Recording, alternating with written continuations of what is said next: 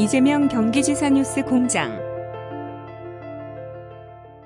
첫 번째 뉴스. 이재명 경기도지사의 민선 7기 1호 신설 공공기관이자 광역지방자치단체 최초의 소상공인 전통시장 지원 전담기관인 경기도시장상권진흥원이 28일 오전 수원 컨벤션센터 5층에서 개원식을 갖고 본격 운영에 들어갔다.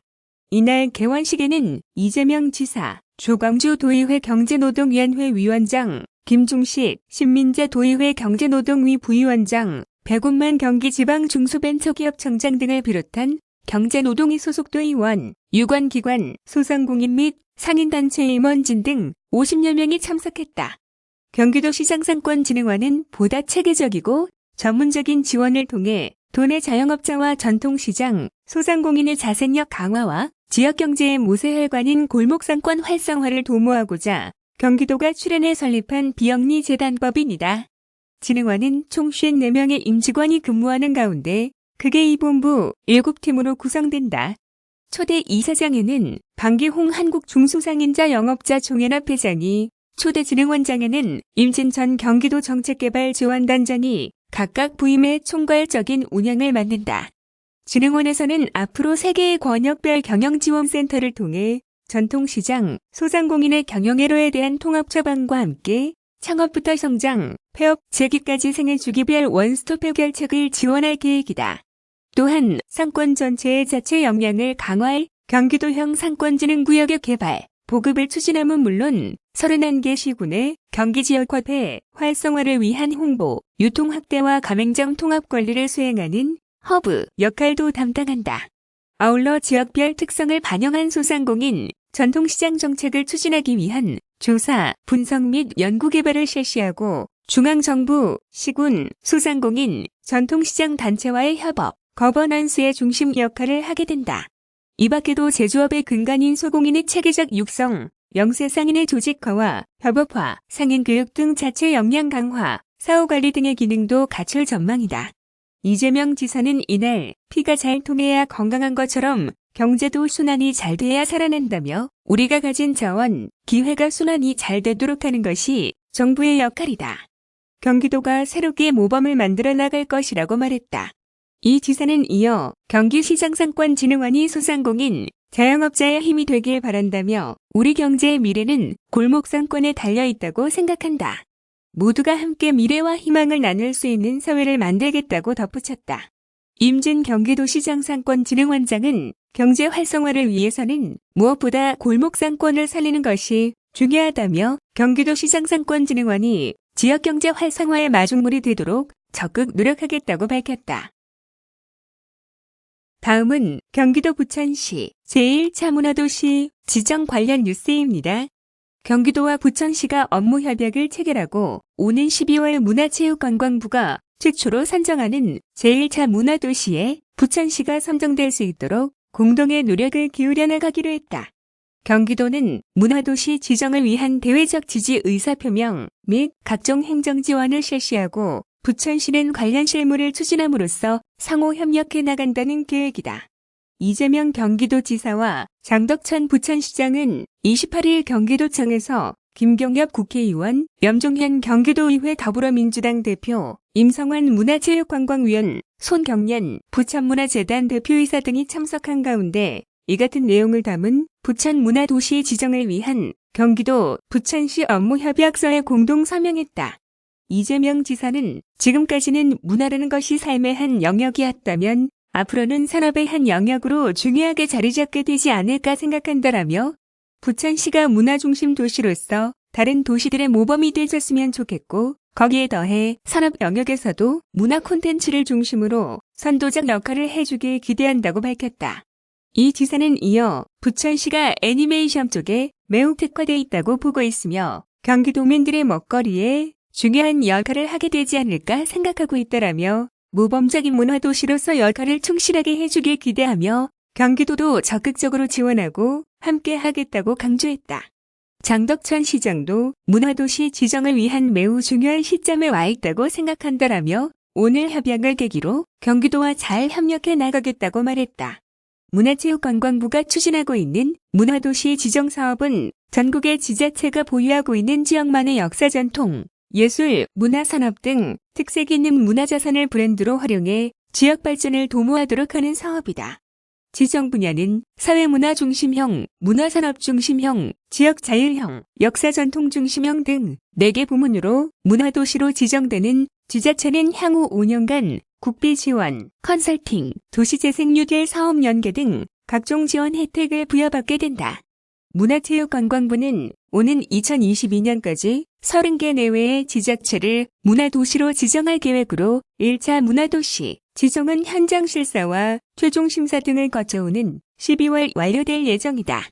앞서 문화체육관광부는 1차 문화도시 지정을 위한 준비 단계로 지난해 12월 부천시를 비롯한 부산 영도구, 대구, 원주, 청주, 천안, 남원, 포항, 김해, 서귀포 등 전국 10개 지자체를 1차 예비문화도시로 지정한 바 있다. 부천시는 시민이 만드는 생활문화도시 조성이라는 목표 아래 함께하는 창의 파트너십, 청의 역량이 발휘되는 환경, 청의 문화 생태계, 협력사업, 문화적 경영체계 구축 등 5개 분야 31개 세부 사업으로 구성된 문화도시 조성 계획을 제출, 사회문화 중심형 분야 1차 예비문화도시로 선정됐다. 한편 도는 지난 8월 오산시와 예비문화도시 지정을 위한 업무 협약을 체결한 바 있다. 다음은 문화 관련 분야 기술 교류회 관련 뉴스입니다. 경기도와 경기콘텐츠진흥원은 2020년부터 미래 신성장 동력인 문화기술을 집중 육성하기로 하고 문화기술에 대한 이해 확대와 관련 산업 육성 방안 모색을 위해 오는 11월 2에서 3일 부천아트벙커 B39에서 문화기술 교류회를 개최한다고 28일 밝혔다. 이번 교류회는 사회적 기업 주 놀이단의 디지털 아트 페스티벌 프랙티스와 연계해 추진한다. 각종 전시와 공연 및 세미나가 함께 진행되며 문화기술 분야 공공기관, 재단, 갤러리 관계자, 관련 분야 전공 학생, 창작자와 4차 산업, 혁명기술개발 기업 등이 참여할 예정이다. 아울러 국내 외 문화기술 분야 전문가들을 초청해 4차 산업혁명 시대의 문화기술의 정의와 미래, 그리고 관련 산업 육성 방안에 대해 논의한다. 첫째 날에는 경희대 경영대학원 문화예술경영학과 박신희 교수의 문화기술의 의미와 같이 이을 아티스트의 실용적 디자인 예술과 가능세계 아티스트 안드레아 스러치의 인간과 기계 AI의 균형 등 연사 5명의 강연이 진행된다. 둘째 날에는 부천 국제 판타스틱 영화제 VR 섹션의 김종민 큐레이터가 새로운 예술의 흐름 디자이너 마쿠스 헤크만의 우연과 필연 터치 디자이너 공간에 단면 전자음악 가르차드 디바인의 사운드 디자인과 합성 등 5개 강연이 이어진다. 이 밖에도 실험적인 음악 퍼포먼스 공연과 미디어, 아트 전시, 전문가 워크숍 등 다양한 프로그램 등을 통해 문화기술 및 미디어 아트에 관심이 많은 콘텐츠 창작가와 제작사, 예술 전공 학생 등에게 새로운 디지털 아트의 흐름을 소개할 예정이다. 조현경 경기도 콘텐츠 정책과장은 산업 간 융합을 촉진하고 인간의 삶의 질 향상에 기여하는 문화기술은 고부가 가치를 창출하는 미래의 신성장 동력이라며 경기도가 2020년부터 청년 일자리 선호도가 높은 문화기술 산업 육성에 적극 나서겠다고 밝혔다. 경기도 문화기술교류회는 행사 알림 플랫폼을 통해 무료 참가 신청이 가능하며 기타 문의사항은 경기콘텐츠진흥원 광교클러스터 센터로 문의하면 된다. 다음은 2019년 경기기술창업지원 프로그램 관련 뉴스입니다. 우수 아이디어와 기술을 보유한 창업가들이 경기도와 경기도경제과학진흥원의 경기기술창업지원 프로그램의 도움으로 안정적 창업에 성공해 화제다. 사연의 주인공은 비전플레이스 정현수 대표. 정 대표는 미용실을 운영하는 친구가 10년 넘은 간판을 교체하려는데 간판 업체에 대한 정보가 없어 교체에 어려움을 겪고 있는 모습을 우연히 보게 됐다. 문득 정 대표는 몇 년 전 간판업을 하던 후배가 영업에 어려움을 호소하며 결국 가게를 접던 모습이 떠올랐다. 이에 저렴한 가격으로 간판을 제작하고 싶은 고객과 영업, 홍보에 어려움을 겪는 중소 간판업체를 연결하면 서로 이익이 될 것이라는 생각에 간판 오토어웹 개발에 나섰다. 그러나 혼자서 사업화하기에는 상황이 너무 막막했다. 그러던 중 지난 3월 경기기술창업지원 프로그램을 알게 됐고 이 사업을 통해 개발에 필요한 비용과 창업에 필요한 다양한 정보를 얻을 수 있었다. 마침내 정 대표는 고객이 간판 견적을 요청하면 간판업체들이 견적서를 전송하고 이들 중 고객이 원하는 업체를 선정해 간판을 제작할 수 있는 앱 개발에 성공했다. 현재 정 대표는 직원 3명을 고용해 기업을 운영하고 있으며 올해 3억 원 매출을 예상하고 있다. 이처럼 정 대표의 성공 창업을 도운 경기 기술 창업 지원 프로그램은 도내 예비 및 초기 기술 창업가를 대상으로 아이템 개발, 지식재산권 출원, 등록, 홍보, 마케팅, 전문가 멘토링, 시장 조사 등에 필요한 사업화 자금을 최대 3천만 원까지 지원하는 사업이다. 창업 역량을 강화하는 차원에서 네트워킹, IR 교육, 우수 선배 기업 견학, 우수 전시회, 공동 참가 등의 기회도 부여한다. 뿐만 아니라 파주벤처센터, 시흥비즈니스센터, 한경대, 창업 베이스캠프 등 도내 4개 권역에 마련된 공동 창업실을 무료로 제공한다. 도는 올해 총 20억 원의 예산을 투입, 정현수 대표처럼 성공 창업을 꿈꾸는 3년인의 창업자 80명을 대상으로 지원을 펼치고 있다. 실제 안산시 소재 가온 디스플레이의 김재철 대표는 이 사업을 통해 투명 플렉서블 LED 사이니지 개발에 성공했다. 이 제품은 두께가 0.5mm 이하로 얇고 유연하며 가볍기 때문에 설치가 용이하고 투과율이 높아 유리창에도 부착 및 설치가 가능하다. 이 같은 장점이 널리 알려지며 국내 대기업은 물론 중국, 일본에서도 러브콜이 이어지고 있으며 현재 올해내 20억 원 수주를 기대하고 있는 상황이다. 비전플레이스 정현수 대표, 아이템의 필요성만 가지고 경기 기술 창업 지원 프로그램을 시작했는데 많은 도움을 얻어 제품을 개발할 수 있었다며 아이템의 사업화 지원과 체계적인 창업 준비에 도움을 준 경기도 담당자에게 감사하다고 말했다. 경기 기술 창업 지원 프로그램은 매년 3월 신청 접수를 받으며 보다 자세한 사항은 이지비주 홈페이지를 참고하거나 경기도경제과학진흥원 창업지원팀으로 문의가 가능하다. 다음은 도 빅데이터 분석, 플랫폼 구축 관련 뉴스입니다. 경기도가 관광, 가뭄 예측, 상권 분석 등 다양한 공공, 민간 빅데이터를 누구나 공유하고 분석, 활용할 수 있는 빅데이터 분석 플랫폼 구축에 나섰다. 경기도는 정보자원의 효율적인 활용과 데이터 기반의 과학적 행정을 추진하기 위해 오는 2020년 상반기 운영 시작을 목표로 빅데이터 분석 플랫폼 구축 사업을 추진한다고 28일 밝혔다. 이번 사업은 유동인구, 매출, 수자원, 기상정보 등의 각종 공공, 민간 데이터를 통합 관리하는 시스템을 만들어 공무원은 물론 학생이나 연구원 등 도민들도 쉽게 활용할 수 있는 분석 환경을 제공하는 데 목적을 뒀다. 도는 이번 사업을 통해 공공, 민간에 분산된 데이터를 체계적으로 수집, 관리할 수 있는 통합 저장소를 마련하고 수집된 데이터는 범정부적으로 추진하고 있는 국가 데이터 맵의 기초로 활용된다. 필요한 데이터를 언제든지 검색해 활용할 수 있는 분석 포털도 함께 만든다. 좋은 추억을 만들 수 있는 경기도 축제, 관광지, 가뭄에 노심초사하는 농민의 시름을 한 방에 날려줄 수 있는 가뭄 예측 등 유용한 정보를 쉽게 활용할 수 있도록 맞춤형 지도나 그래프, 인포그래픽, 대시보드 등 다양한 시각화 콘텐츠로 구성해 제공할 방침이다. 특히 데이터 분석을 처음 접하는 사람도 쉽게 활용할 수 있는 맞춤형 데이터 분석 환경을 만들어 초보자부터 전문가까지 각자의 능력에 적합한 분석 기능을 사용하도록 할 예정이다. 도는 이번 사업이 빅데이터 기반의 과학적 행정을 촉진하는 데 크게 기여할 것으로 내다보고 있다. 예를 들어 지역화비의 이용률 분석이나 건설업 테이퍼 컴퍼니 단속 여부 등을 빅데이터를 통해 정확히 예측, 판정하고 관광산업 진흥 정책이나 농업 가뭄 대응책 수립에도 큰 도움이 될 전망이다. 뿐만 아니라 연구원이나 학생 등이 필요로 하는 각종 학술용 데이터를 활용할 수 있음은 물론 상권 분석이나 매출 정보, 유동인구와 같은 정보들을 제공해 성공 창업과 경제 활성화를 유도할 수 있을 것으로 보인다.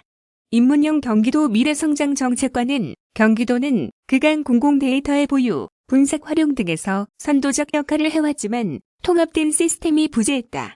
이 사업을 계기로 과학적 행정 기반을 마련해 민선 7기가 추구하는 새로운 경기, 공정한 세상, 실현에 박차를 가할 수 있을 것으로 기대한다고 말했다. 다음은 신종자유업종인 음악연습실 관련 뉴스입니다. 경기도가 한행 다중이용업소 안전관리에 관한 특별법 적용을 받지 않는 신종자유업종인 음악연습실에 대한 소방 안전관리를 강화하기로 했다. 지속적인 불시 단속과 안전시설 설치 권고 등을 통해 도내 음악연습실 148개소가 다중이용업소에 준하는 화재 안전 설비를 갖추도록 함으로써 지난 21일 발생해 사망자 1명과 부상자 5명 등 총 6명의 인명피해를 발생시킨 성남시 분당구 음악연습실 화재와 같은 참사가 재발하지 않도록 한다는 계획이다.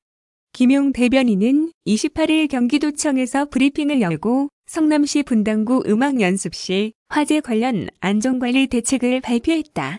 김 대변인은 먼저 사망자의 명복과 부상자의 빠른 쾌유를 기원한 뒤 지난 21일 오후 8시 54분경 성남시 분당구 순회동 58-2번지에 소재한 음악연습실에 화재가 발생해 이용객 1명이 사망하고 5명의 부상자가 발생하는 등 총 6명의 인명피해가 있었다라며 현재까지 관계자 진술 등을 종합해 볼 때 LPG 성분이 포함된 스프레이식 먼지 제거제를 취급하다가 미상의 점화원에 의해 폭발과 함께 화재가 발생한 것으로 잠정 추정하고 있으며 정확한 화재 원인은 국과수와 경찰이 조사하고 있다고 설명했다. 이날 발표된 바에 따르면 이날 화재가 발생한 음악연습실은 철골조 슬라브 지붕으로 된 지하 3층, 지상 5층 건물 내 지하 1층에 위치한 곳으로 보컬, 건반, 색소폰 등 실용음악 전공을 준비하는 입시생이나 성인 동호회 동호인이 주로 사용하고 있었다. 화재 당시 총 15개 실로 이뤄진 음악연습실내에는 10명 정도가 있었으며 음악연습실 내부에서 가스 냄새가 나고 폭발이 있은 후 검은 연기와 함께 화재가 발생한 것으로 알려졌다. 화재 당시 스프링클러 설비가 작동한 것으로 확인됐으나 화재가 발생한 구호실의 경우 스프링클러 헤드만 설치된 채 소화수 공급 배관이 연결되지 않아 초기 진화가 이뤄지지 않은 것으로 확인됐다. 이에 도소방재난본부 소방특별사법경찰은 소방법령 위반 여부 확인 및 수사를 통해 위법이 확인될 경우 소방시설 공사업자 등에 대한 법적 조치를 진행할 계획이다. 특히 음악연습실은 다중이용업소법 적용을 받지 않는 신종자유업종으로 소방당국에 신고하지 않고 관할 세무서에 사업자 등록을 하는 것만으로 영업을 할 수 있어 적법한 안전시설을 적용할 수 없는 등 구조적인 문제점을 가진 것으로 확인됐다.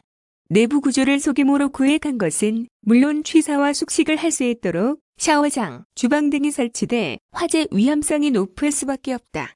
더욱이 방음시설이 설치돼 외부에서 화재 발생 여부를 잘 알 수 없는 것은 물론 가연성 내장재가 사용되고 비상구도 설치되어 있지 않아 화재 발생 시 다수 인명피해가 우려되는 등 소방안전 사각지대에 놓여있는 실정이다. 이에 도내 소방 패트롤팀 40개반 80명을 가동, 도내 음악연습실 148개소에 대한 강력한 불시 단속을 실시해 나가기로 했다. 소방시설을 이미 변경하거나 눈속임 설치를 하는 등의 행위를 강력하게 단속함으로써 이번 화재와 같이 관리 부실로 스프링클러 헤드가 작동하지 않아 진화가 이루어지지 않는 등의 사태를 막겠다는 구상이다.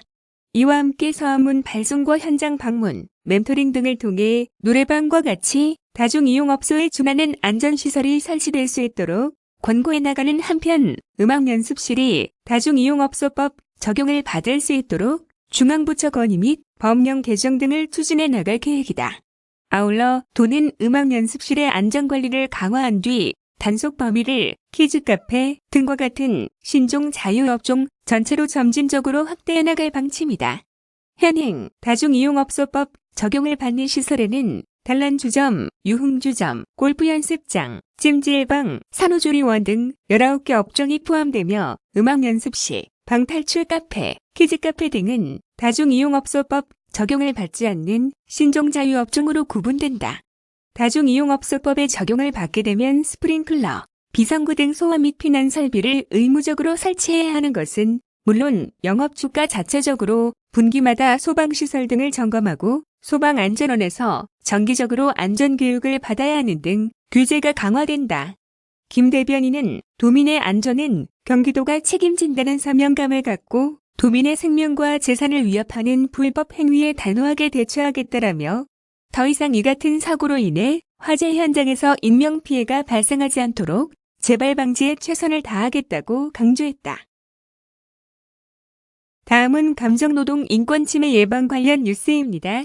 경기도가 올해 노동존중 공정사회 실현의 일환으로 도내 감정 노동자들의 권익 보호를 위해 전문인력 양성, 사회적 인식 개선, 캠페인 등 다양한 프로그램을 추진한다고 28일 밝혔다.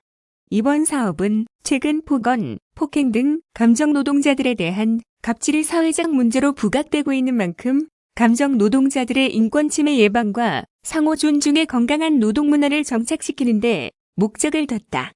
도는 우선 10월 26일부터 12월 말까지 상담 관련 경력 보유한 40여 명을 선발하여 감정노동 소통 전문가로 양성하는 감정노동자 권리 보호 및 치유 전문 인력 양성 워크숍을 추진한다. 감정노동 보호, 관련 법규 및 대응, 상담 방법 등을 주제로 이론 교육, 현장 실습 등을 실시해 교육 참가자들의 전문 역량을 강화하고 향후 이들을 도의 감정노동자 상담, 관련 사업에 투입해 활용한다는 방침이다. 감정노동자들의 권익 보호에 대한 대도민 공감대 형성을 위한 사회인식 개선 캠페인도 도내 곳곳에서 펼쳐진다. 캠페인은 오는 11월 16일 오후 수원, 용인, 안양, 부천, 의정부 등 도내 5개 시군에서 진행된다.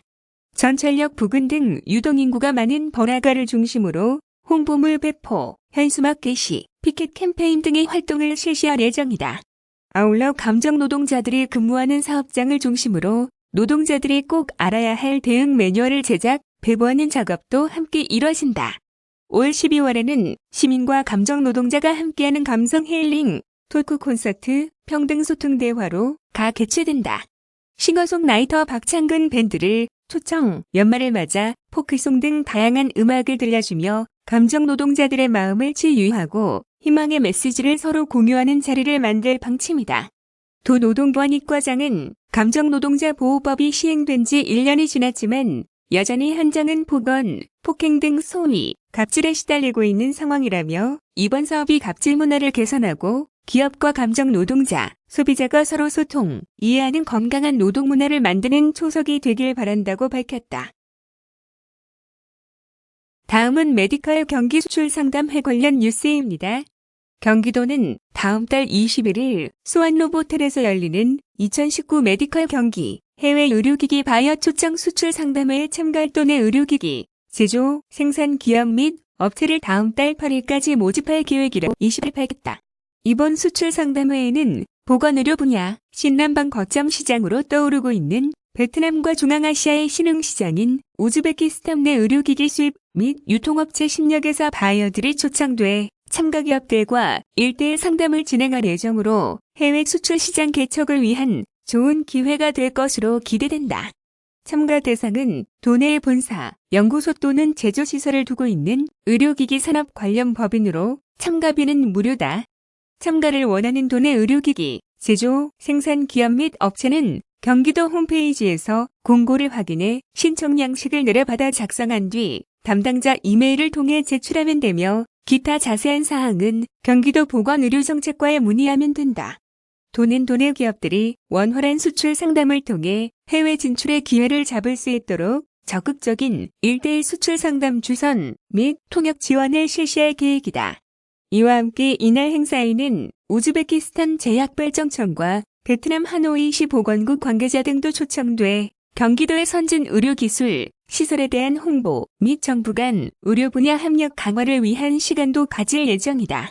도 관계자는 이번 수출 상담회는 판로 확보에 어려움을 겪고 있는 기업들이 현재 생생한 시장 정보를 듣고 적합한 사업 파트너를 찾을 수 있는 좋은 기회가 될 것이라며 열정과 역량을 갖춘 도내 기업들의 적극적인 관심과 참여를 부탁한다고 말했다.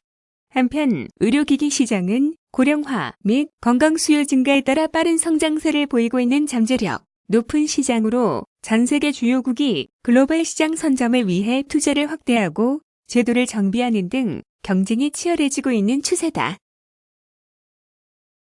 다음은 평택항 국제포럼 관련 뉴스입니다. 글로벌 콜드체인 시장 성장세에 발맞춰 경기도 유일의 국제무역항인 평택항의 신성장 동력을 모색하기 위한 2019 평택항 국제포럼이 오는 30일 오전 10시에 서울 더플라자 호텔에서 개최된다. 이번 2019 평택항 국제포럼은 평택항의 콜드체인 물류 활성화를 통한 고부가가치 창출 방안을 국내외 전문가들과 모색하기 위한 자리로 경기도가 주최하고 경기 평택항만공사가 주관한다.